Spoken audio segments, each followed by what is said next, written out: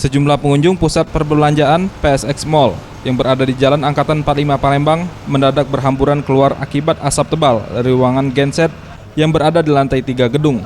Senin malam 30 November 2015.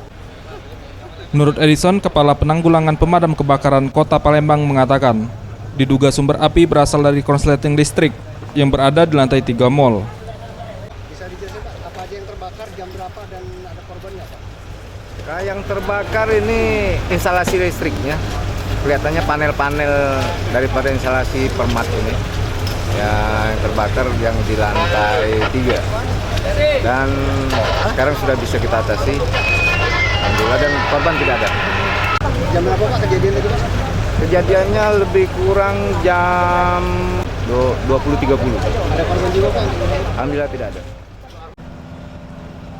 Setidaknya 5 unit mobil pemadam kebakaran dikerahkan untuk mengantisipasi kebakaran. Tidak ada korban jiwa dari peristiwa ini. Sementara pihak kepolisian masih melakukan penyelidikan dalam pengembangan kejadian ini. Farelus Satria, Septian Rizky, Sriwijaya TV.